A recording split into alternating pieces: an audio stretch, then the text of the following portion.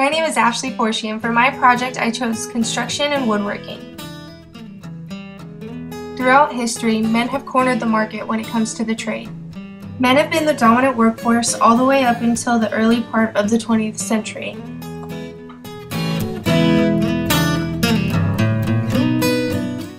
Over time, tools have multiplied into the thousands. They range in size from the smallest drill bits to the largest power saws. And they have a specific purpose for every job.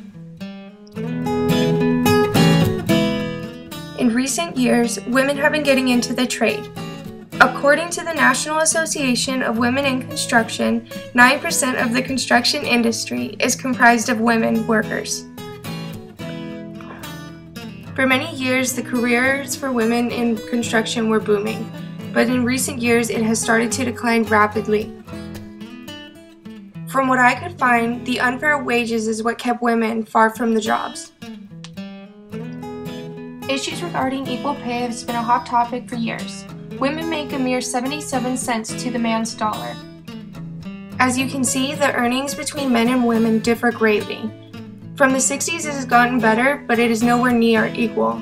The following slides will be in my video, but I will continue to talk about the issues regarding construction and female equality. Both gains and gaps greatly stress the need to direct change toward improving women's economic status and bringing about equality in the workplace. There are now organizations put in place that are dedicated to helping women with this issue. Nonprofit organizations such as Professional Women in Construction are committed to advancing professional, entrepreneurial, and managerial opportunities for women and other non-traditional populations in construction and related industries. I think this activity fits into the traditional ideas of leisure for the opposite gender because it takes a lot of time and physical labor. I spent an hour alone in Home Depot trying to find the tools, the paint, and the stain I wanted to use for my projects.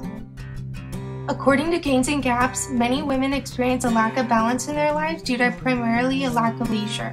I think this is because women think they are limited in their choices, and I think that if more women were to give construction a chance, there would be more women in the industry. Although many people think that this narrow definition of the social role of a woman is old-fashioned and a thing of the past, some evidence exists that his thinking still influences the leisure choices that women and girls make. I know for me, construction wouldn't have been my first leisure project, but when it came down to it, I actually had a lot of fun. I had many different feelings when I was doing this project. At first, I felt a lot of frustration because it wasn't going the way I had planned, and it was a lot more work than I had originally anticipated. Towards the end, I remember feeling a sense of accomplishment and pride. I was proud that I was able to make something beautiful that wasn't originally, and I felt like my dad would have been proud. I realized that I could love something I wouldn't normally think to try, and it inspired me to continue to fix things for my apartment. Since I stopped with the project, I have bought another frame and distressed that as well, and I'm going to work on the entryway table for my apartment. As a college student, I'm always trying to find ways to save money. Finishing furniture is definitely cheaper than buying new, and you spend all of your time working on it instead of spending your money on other things. I hope that you can tell through the pictures that I spent a lot of time and effort on these projects.